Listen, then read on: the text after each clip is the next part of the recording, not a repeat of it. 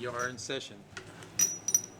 Public comment session is first. I see no one here, so we will move on to the approval of the minutes. I think everyone has seen the minutes. They were in your handouts and online. Are there any comments or changes to the minutes? Hearing none, minutes are approved. Next is the vouchers. Once again, I think everyone has had an opportunity to look at the vouchers. Are there any questions about any of the vouchers that you saw? Any? I did have one, just Okay. curiosity. It was on here, contract crews, and we've done that a couple of times. I just assumed that's when we need extra hands, we contract. Is that right?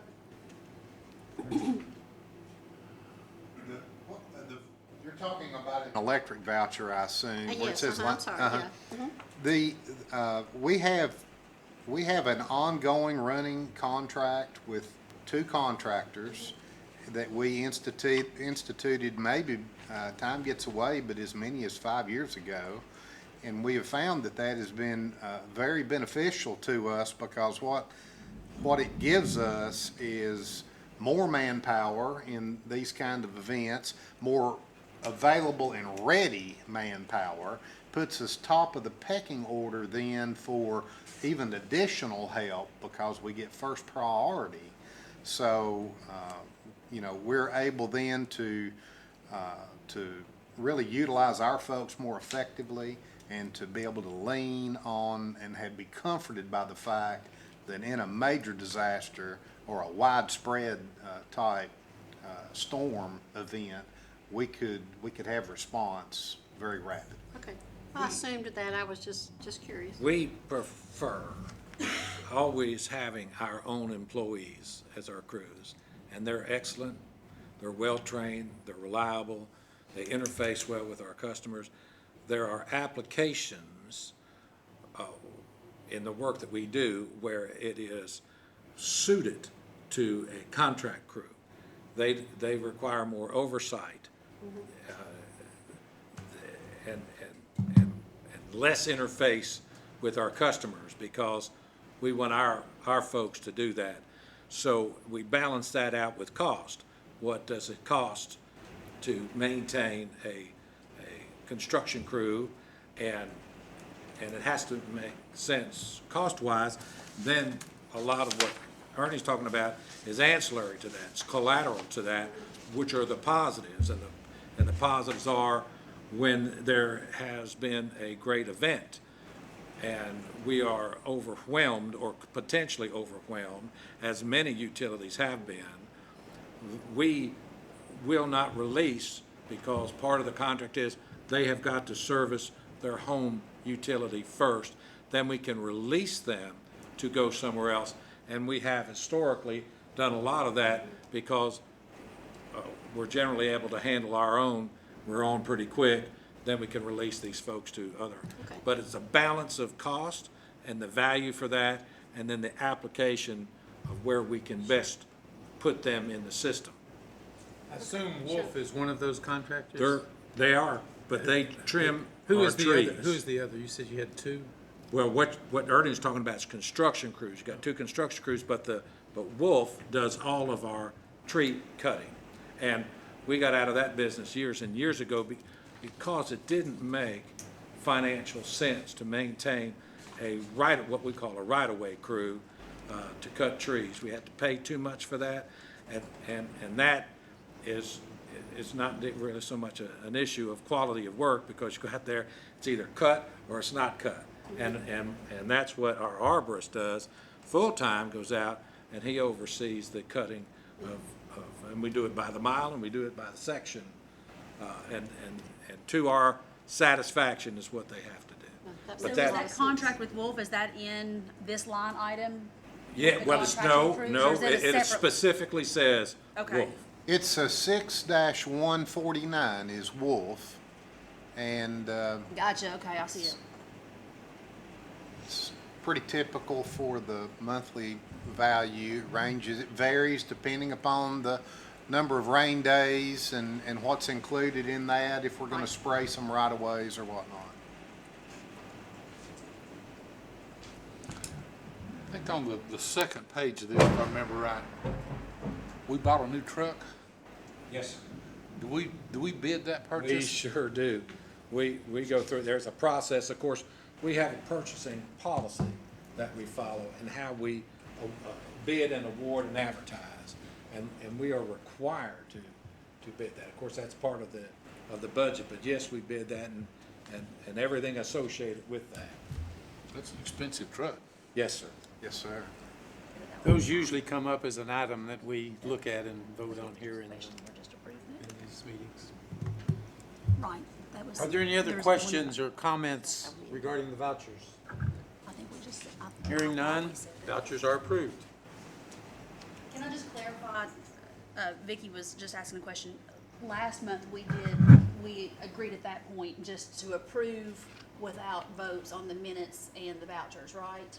And that's the, using the Roberts Rules of Order, that's the way Okay. it's to be done. I thought that's what we've said, we're just making sure that, it's just a change in the way we've done it in the past and just making sure that's, Well, it's it's appropriate way to do it for the opportunity is, if there's questions if that there's, can be asked. if that's, not, then that's it's correct. approved. And then the assumption is, if there aren't any, that they are approved. And if there is a change to the Right. minutes, the change has to be voted on. Okay, But if everything is as presented or as distributed, then just, I told Charles, although I was experienced, I wasn't an expert, so we have the gospel here now, if anyone's so inclined. and if you go to that course that I went to, that Dudley sent me to down there, they give you one of those, not a hardback copy like that, but a paperback copy of the rules, so. And we're trying to do things by the rules, but to, not do more than what the rules require. That's fine, just checking. that's what I was thinking. Next item, be the monthly reports. Thank you, Mr. Chairman.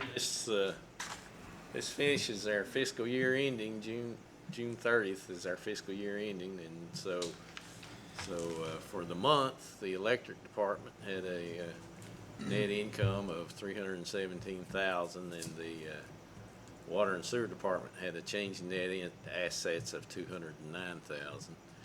If you're wondering what that $258,000 right there in capital contributions was, that is where developers have put in subdivisions, Patriot Place being one, the Weigel's Place in Claxton, and they put these lines in, and then we capitalize on what they paid for, and that's what that's capital contributed. And that's why that's so high for that month. I mean, it all didn't happen this month, we just booked it this month. But what we're looking at is the year here, and if you look at the electric department had a really good year. Our revenues, our operating revenues were 101% of what I'd forecasted, which is $754,000, and that's attributable to we had tough winter, really. It got really cold, and then we finished off the year with a couple of hot months instead of cool months. So the residential sales were about 1.4 million more than we anticipated. The industrial sales were down, though. They were about 700,000 down, but overall the sales are 101% of what we'd forecasted. The purchase power, however, was only 99% of what we forecasted. A lot of reasons for that. I always try to give Ernie credit for his virtual power plant and all that does for us in reducing that power cost each month, which increases our margin.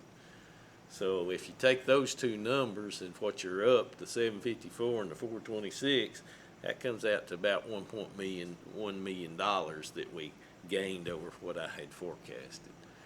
Our expenses, we were about $308,000 less than I'd forecasted, and our interest expense was $138,000 less than I anticipated.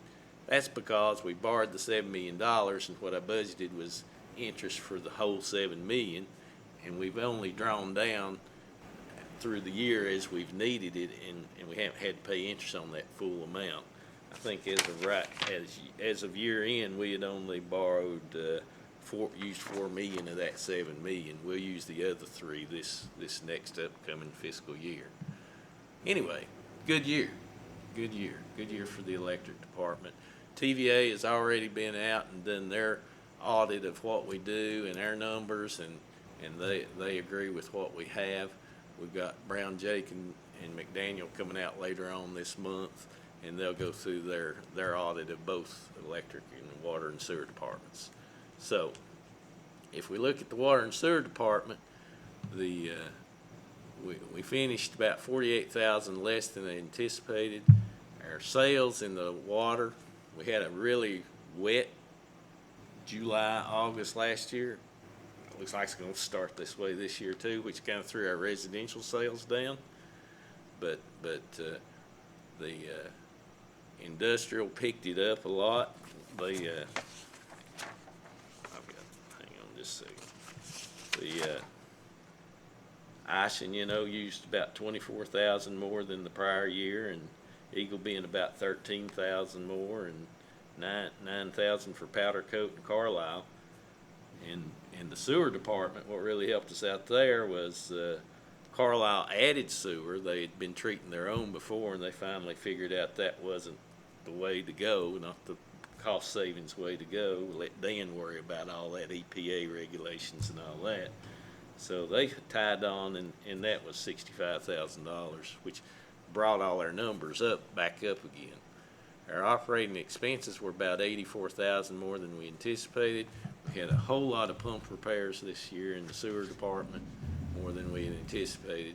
But still, overall, we come out with a $207,000 change in net assets. Our goal is always to keep that number positive for obviously because the state requires us to, and we have enough cash reserves that we don't need to be worrying about trying to raise rates or anything at this time. So, all's good in both departments. If you have any specific questions, I'll be glad to answer them. I think Dan has a plan for making up on the water shortage. Well, unless they catch what we're doing, Charles, like you do. I think it's also worthwhile noting that we start the process of putting these budgets together 16, 17 months in advance of our forecast. When we spin that forecast out there, we're 15, 16, 17 months.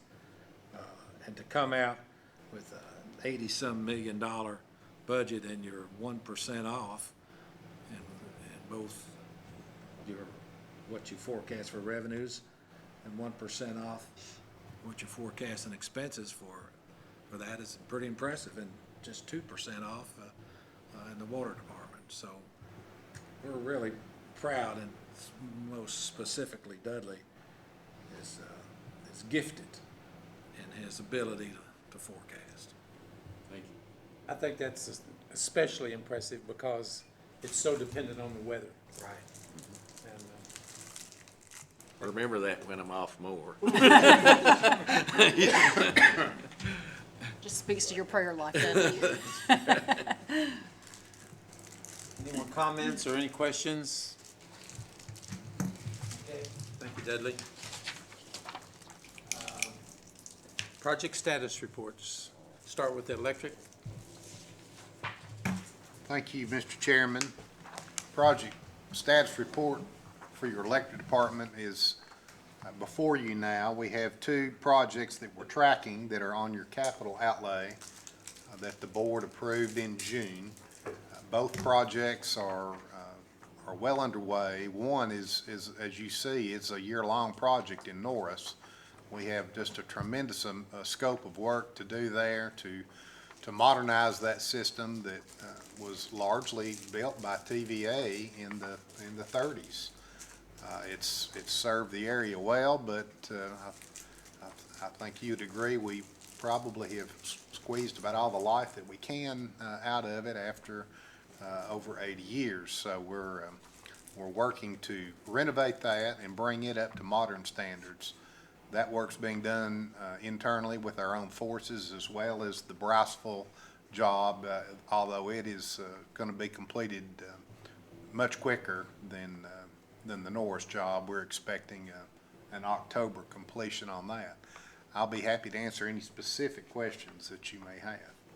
Ernie, I think it's also, because we have Norris up here, it's the third phase of that, and what we always try to do is as we forecast our power needs and what we reconductoring, this is what we've done in Norris, and this is the third phase of that, but I think it's worth saying, because it was so much appreciated, is the Norris City Council, by resolution, thanked us, CUB, for the job that we do and the care that we have done in order to work with the city, which is the first tree-lined USA city in the country, and how we do underground and how we do overhead, this aerial cable, because it's so contained as it goes through these wooded streets. It's not only been able to preserve many of these veteran trees, but it's also provided outstanding reliability. I don't know that we've had an outage due to a conductor failure since we started this process of aerial cable through there. So they are very much appreciative. By so, they sent us a resolution.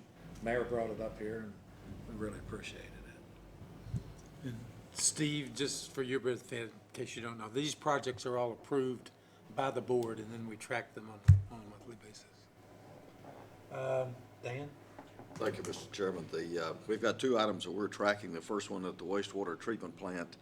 As you can tell, the work order cost and the estimated cost, we're nearing completion on this one. Since we're doing this work with in-house forces, once we got the activated sludge plant clarifier up and operating, the remainder of the project has been as we get to it. So we may have to extend that scheduled completion date, but that's tracking as well as could be expected. We've had a lot of other items that have taken priority over work that is at the treatment plant. The wastewater collection system improvements, the second item, upgrades to pumping stations in Eagle Bend Industrial Park. This is the one that I've told you for months. We're waiting on the equipment to come in. We released the equipment for shipment from the pump manufacturer today. It should be here next week, and then the contractor will be installing that equipment.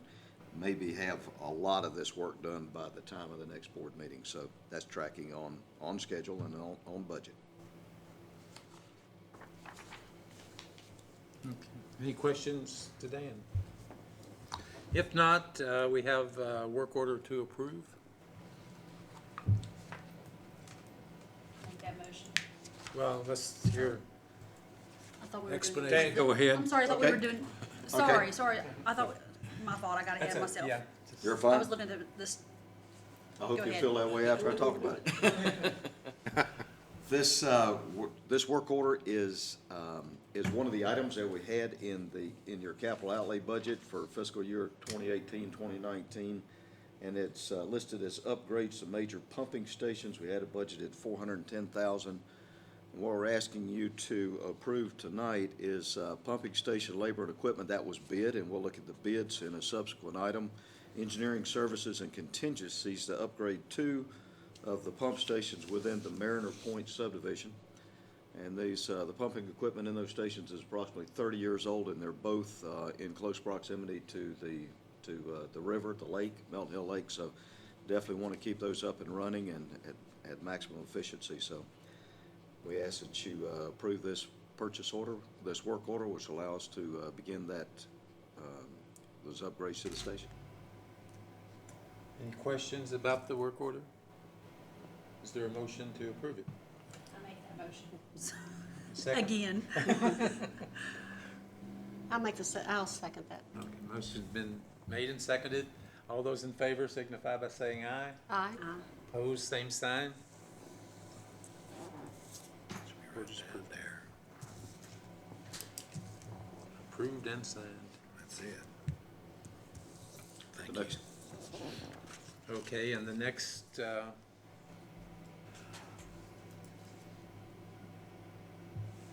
The next item is the approval of the award to the contractor. Yeah. On the work order, we had pump station equipment, labor, materials, and equipment contractor. $329,900. That was the first line item on the work order. This is the award to that contractor. Now the work order's been approved. We're asking for approval of our awarding the project to the lowest and best bid received, which is Del Air Mechanical Contractors. This project was bid, it was engineered, it was bid. We were fortunate enough to get 5 bidders. Obviously, a couple of them didn't care if they got the job or not, but if they got it for this bid, they were willing to subcontract it or put it off or put it into process. Del Air Mechanical Contractors is a contractor that we've worked with. They come recommended by the engineers, and this will take care of those 2 pump stations. So we're asking that you approve the award of this contract to Del Air Mechanical Contractors, $329,900. Any questions or discussion? If not, is there a motion to approve the award to Dale Air Mechanical? I'll make that motion. Second. All those in favor signify by saying aye. Aye. Opposed, same sign. Award is approved. Dudley, is Dudley doing the review? Yes, he is so proud of it, for a good reason. I've got comments on it, though. Of course you do. Yeah, that's right. Some things go without saying. I'll start by giving our, That's good. I'll start by giving our general manager credit. Oh, for- that's a for- good way to start. He in 1993, in his wisdom, converted us from a fully funded plan, which we paid for, and they kept wanting to raise the rates, to a self-funded plan. And that took some convincing of Blue Cross to even allow us to do that at the time. So I'll start with that plug for him. But for this year, our reserve forward was $2,042,000. Our deposits were $2,150,000. We deposit based on what Blue Cross tells us a fully funded plan would cost us. We started doing that in 2013, and that way it gives us a better picture of where we are if we were fully funded as opposed to self-funded. So we deposit all this into an account, our own account. It doesn't really restrict us or anything. It's just for our own benefit. And the COBRA premiums are what the retirees and people that have left pay. So that's this piece of the pie here. And then our claims were $1.583 million for the year. Our admin fees are what we pay Blue Cross and Delta Dental to administrate, because we are also self-funded in our dental, to administrate and work all those claims and do all that. And the excess risk insurance of $160,000, that's what we pay, because we have for each individual we had in this year, we had a $90,000 cap. And once they got past the $90,000, the reinsurance would engage. Now, you have to have that, because, you know, a premature baby can run $1 million, you know, so you have to have that. This year, we got over $200,000 back, reducing our claims on that reinsurance, because it was a tough year. We had some tough situations, and I can't get a whole lot into it or I violate HIPAA here. But even with that, our reserve forward, what we started with at the beginning of the year was $2 million. What we ended with was $2.4 million. So we gained, you know, 371, 379. right at $400,000. Yeah, just give or take. Yeah. So to break down those claims for you a little bit, this medical here, you see, as I said, it was a tough year. We had some people that had some tough situations. The dental is pretty consistent. Prescription drugs, pretty consistent, admin fees and excess risk. So, that's how you get to the claims amount. But still yet, you gotta remember, we're way ahead of where we would be if we were paying all that money to Blue Cross in no reserve. I mean, if we have to, and we have at times, pulled money out of that reserve fund to pay our bills and stuff if we were low on cash. So it's not restricted, it's just a good way for us to keep up with how we're doing. Is this whole plan concept audited? Yes. Yes, yes it is. I think it's worth saying, because we're very proud of this program, because it has, the benefits from it are easy to track, and they're in millions of dollars. There's no question about that. The Tennessean, and I looked this up, the health insurers asked Tennessee state officials for premium increases for 2018. Blue Cross Blue Shield of Tennessee asked for a 21% increase, 21%. And that's on top of the 62% they asked for in 2017, which is on top of the 36.3% increase they asked in 2016. Now, I went to the state health, that is, insurance that the state provides. It's called Partners for Health, and then they have, whether it's the school system or local governments, we would fall under the local governments, because we need to evaluate what we're getting and what we're paying for and the deal that we get. So I would think that this is getting through the state, and that encompasses so many that they're going to get as good a deal as they can. Now, they have different levels of programs. They've got a premium program and a standard program. The standard program, it's $1,000 deductible. And for the premium program, it's a $500 deductible. And we have a $200 deductible. So the cost, monthly cost for the standard program is $23,000. The annual cost per individual with a family, $23,928, and for the premium, it is $25,578. So that comes out to $18,952 is what our costs are as opposed to theirs, and then multiply that by the number of employees associated with it. For the standard program, we pay $597,000 less. And for the premium program, we pay $791,000 less. So those savings, coupled with the fact that we don't even, in claims and admin costs, use that. We're up $371,000 over the year. It gives you an idea of the culture of health that we have, even though 25% of our workforce is above 55, which puts us into the most at risk. Because of the programs that we have and the emphasis that's on health and the health fairs that we have, the gym that we have in the back, and the fact that our employees are not asked to make the contribution, nor is the deductible prohibitive.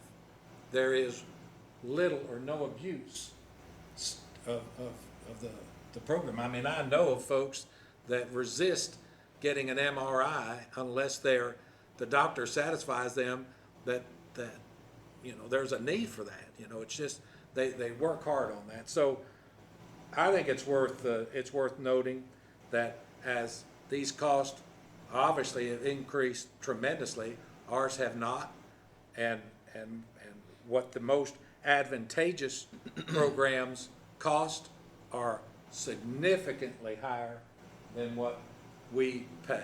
And even though it's a great benefit for our employees, it actually is a tremendous cost savings for our ratepayers, because they're not asked to fund these tremendously high premium cost. So that's the comments, Dudley, that I wanted to add to what you had to say. We added last year, a piece called Physicians Now, and I don't know if y'all are familiar with that, but you can go online and put all your information in, and then if you need just a prescription for a sinus infection or an earache or something like that, you can go online, and within 5 minutes, you'll get a call from a doctor, and he'll call it in for you, and that's like $30. That saves a tremendous amount of money. And Blue Cross told me just 2 weeks ago that we were the number one user, that our company is the number one user of that Physicians Now program, you know. So as Greg speaks of their culture, yeah, our people try to save. And not only does that save on health care benefits, it saves on cost of the company because they're not missing work to go to the doctor. You're exactly. Exactly, and I'd much rather deal with it on the phone than go sit around with a bunch of sick people, you know, getting that, you know, And so- come home with something that you didn't get there with. That's right. That's a great adder. Now, in 2012 or 11, we started this wellness program, and the wellness program was designed to try to make our people healthier. And for those of you that aren't familiar with it, we give everybody points. This is our point system. We originally partnered with UT Medical Center, and they were a great partner. And about February of this year, somebody at UT decided, hey, we're cutting that program out, and it ended and broke my heart. And but it didn't break my heart as much as the people that lost jobs over there, because they were very passionate about the program. Luckily, Covenant in Oak Ridge has a program similar, and we've partnered with them this year to pick this up. So everyone has the possibility of what we shoot for is everybody to get 90 points or more. And when we started the program, I remember people saying, well, that's none of their business. You know, they don't need to know what my health is, you know, but the incentive to get the points was not only you don't have to pay towards your insurance, but you could get up to $400 at the end of the year. And that got people moving. So we do biometric screenings, comprehensive blood draws. People check their blood pressure. The exercise comes with the gym, the no tobacco use, you know, and the no lost time injuries, the no workers' comp deals. And then we do some munch and learns, and they can complete health assessments. We give flu shots out back here. We set up the mammography screening. They get UT. They still do that with UT on the bus, and that caught one of our employees last year, and she's open about it, so I don't feel as bad about saying it. But she had cancer, and it caught it, and she told me that if y'all didn't do that, I probably wouldn't have had it done, and they wouldn't have caught it. So that's a huge benefit of that. There's been other big things caught by doing these things, the DREs. It's a great program. We love it. Dudley, I have a question before you take that down. Go ahead, I'm sorry. You want me to put it back up? There you go. Please. What? Go ahead. I was gonna show you where we are right now Oh, on the year. Oh, right here it is. So year to date, you know, this is what we've done so far this year. We did a little finger stick thing in February, had 116 participants. We did a medic blood drive. Medic comes back here, sets up benches. We had 53 people donate to that to get points. We had the Covenant kickoff meeting where we partnered with them. We had 119 people. We had 13 ladies do the mammography screening. And then we just had our comprehensive blood draw in July, and we had 119 employees participate in that. And to give you an idea, and I'm violating HIPAA here because I'm showing you my stuff, but I won't sue us. But this is kind of what you get when you do this comprehensive blood draw. They you get this dashboard thing that shows your biometric scale. Try not to look at all that red stuff. That means I'm not doing good in those areas. But cancer I can't help because it runs in my family, you know, diabetes and things like that. Some things you can't help. But here was some of my blood results. The green's all good, so I feel good about that. And then, on top of that, you get this little health report, personal health report. And if you look, that's 16 pages long, and it goes through and it shows you different things, your health risk scales, and you can read about things you can do and change and improve, you know. If you look at my sleep, I'm 25, I do my BiPAP machine and stuff, so things are good. And then we also get the detailed lab report that you can send directly to your doctor from this portal that Covenant set up. I show y'all that to say it's really cool. $14,000. It's really cool. And you got 119 employees participating in that. It's helping their health. People have lost weight. People have prevented diabetes. People never checked their blood pressure before, but now they do because they want to make sure they get those points. You know, prostate exams. I never had one until we started doing them here. Now Covenant doesn't do that, so we've lost that little piece. But those are things that employees need to do for their health, but would never take the time to do. And by starting this program, I think overall they're doing much better, and overall that saves us on our health care costs. And because the percentage that gave blood, it covers everybody in the company. That's right. Right, and their families. Do they do prostate screening when they do the blood work? They do the PSA, yes, sir. They do that. They come back later though and do the, No, well, they're not, that's not on site anymore. They used to do Before, the but digital that- exam. yeah, We we used set to do it right here. Right. But I thought Dudley said they stopped doing They it. did, it's not on site anymore. But they do the PSA. PSA, yes, sir. Yes, sir. And we check the vitamin D and, We told them everything that we can check with the blood if you're gonna stick us, give us the, you know, CBC and everything else. CA 125s for the women. And we do a lot. I mean, it's a lot of good information. A1C, A1C. It's right. more typically than what you would get if you went to your own doctor Oh, yeah. and just got labs drawn. Oh, yeah. Education classes too. Yeah. Do you have a feel, do we calculate what it costs CUB per employee to have this program? Well, the The old overall health program, everything. I couldn't tell you right offhand. I'd have to put a calculator to it. but you can see the program that we're talking about here is, what is that, $18,500? 18,000, and that includes our little snacks and stuff we give there, you know. So it's a great program, and I've talked to other utilities. You know, you ought to start this. You know, your employees and like I said initially, they were like, it's none of their business, but now you ask them and they appreciate it. They say, I'm glad that the company cares about me. They feel like we care about them and want them to be healthy, especially when you have people that catch major things, you know, that wouldn't have got caught before. It's really grooming the culture though, and that takes a long time. So it's difficult.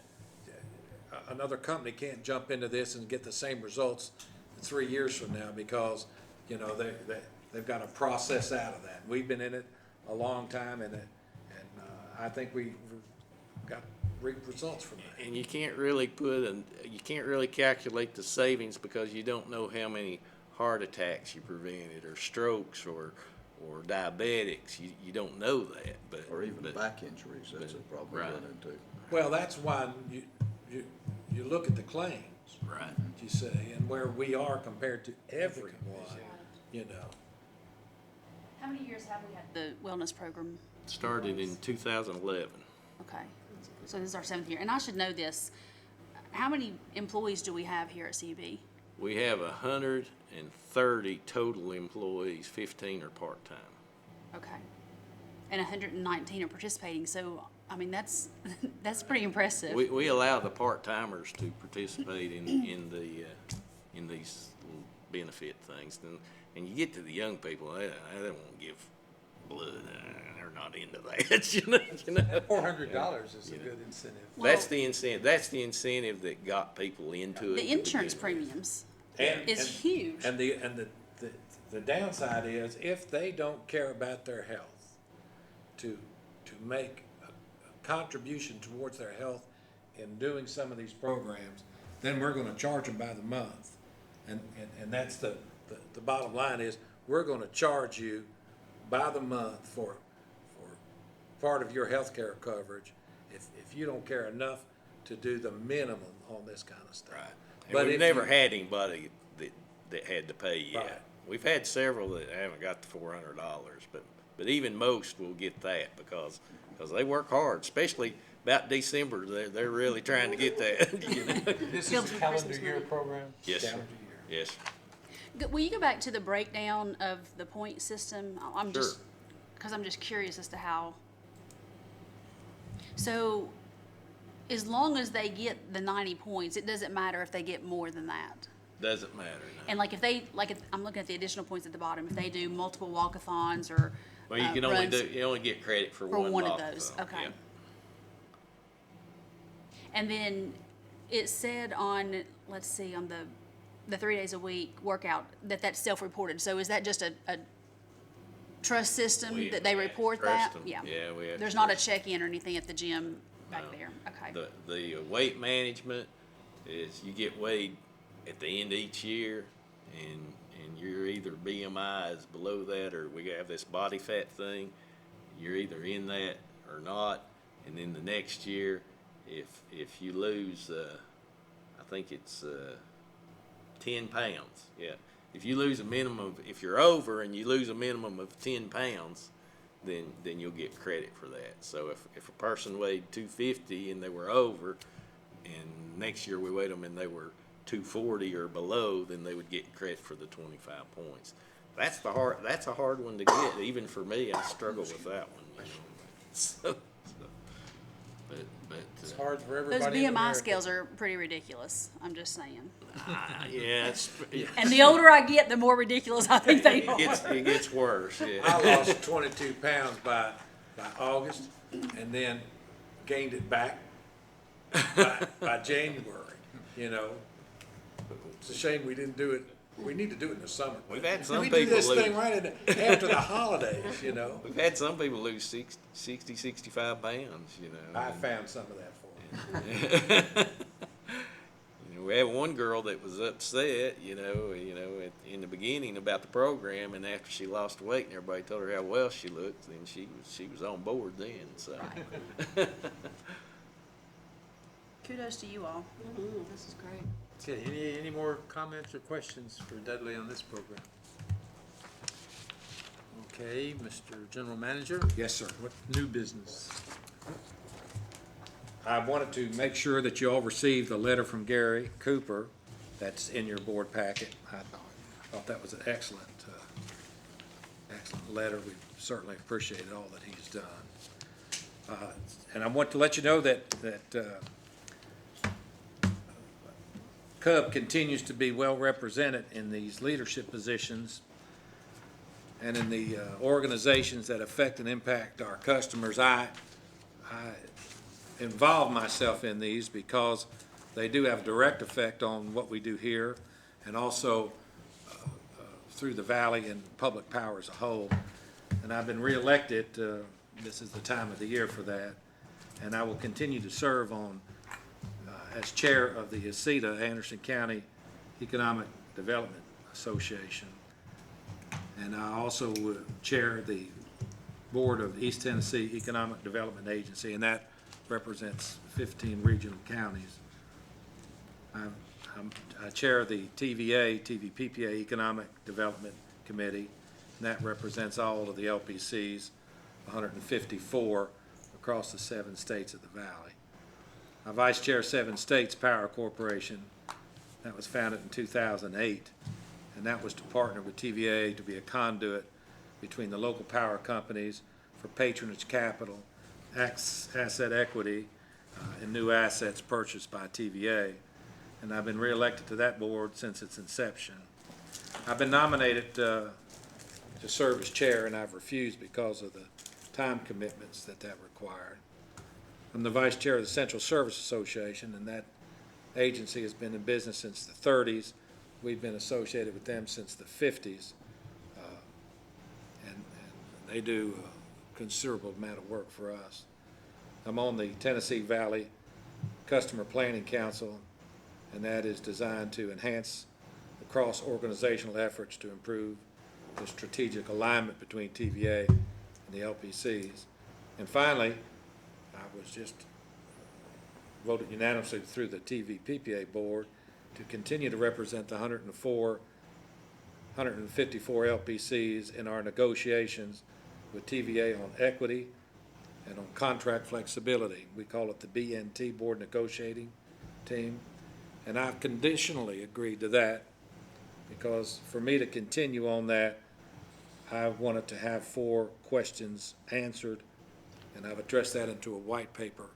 We've been at this, the BNT committee, for almost a year now, and we have met a lot of times. And I'm not satisfied with the progress, with the time commitment that we've made. I'm not satisfied with the progress that we have. So I've asked them for me to serve. The 154 power distributors are going to have to coalesce around what it is that we want, and then justification as to why we want it. And then when do we want it? Because TVA can talk us into a grave and our grandchildren into a grave. And then the 4th is, what are we willing to do to get this? And that is, we've met and talked. We need contracts and clear language in order to have protection for the 9 million ratepayers if TVA sold. I mean, the Trump administration has come out within the last 2 months again, talking about selling the transmission assets of TVA, and the Obama administration, the OMB has had it in there, the Bush administration. Every president since Eisenhower. Exactly. And, I mean, the Heritage Foundation did a lot of work on how to divest, to go through the, sell off the dams and then sell off the electrical part. I mean, the Chattanooga Free Press has written on this, the Vanderbilt has written to support the sale. And if it is sold, we, as power distributors, who represent our 30,000 customers, which represents the 9 million across the valley, they're going to have no equity in what we have paid for. And that is an unacceptable condition for us to be in, and we are seriously working hard. I met with Bill Johnson. You know, I've expressed that to him. TVA is in their position is debt reduction. He identified that as the most pressing issue that the valley faces. And I disagreed with him and told him that as the debt is reduced, the equity increases and it becomes more open to sale, you know.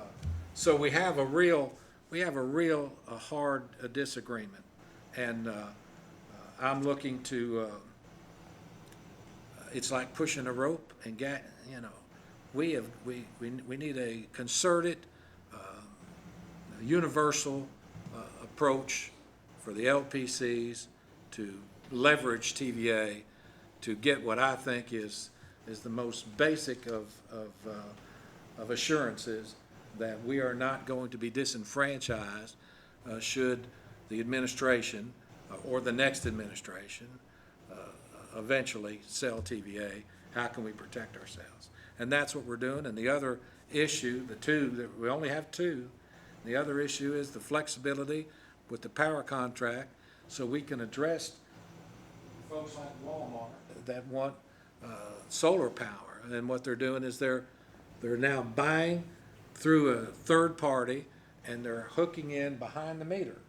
So we are completely out of sales. That's one of the reasons that KWH growth has plateaued and even decreased, is because of the rise of solar, and that's only gonna get bigger, and the third parties are the only ones that can address what goes on behind the meter, which completely takes TVA out and takes CUB out, and we can't be that provider for them, then the public power has lost to that. So we need flexibility in our contract with TVA in order to meet these emerging technologies in such a way that we can position ourselves to be a provider of electricity, which is what we're in business for.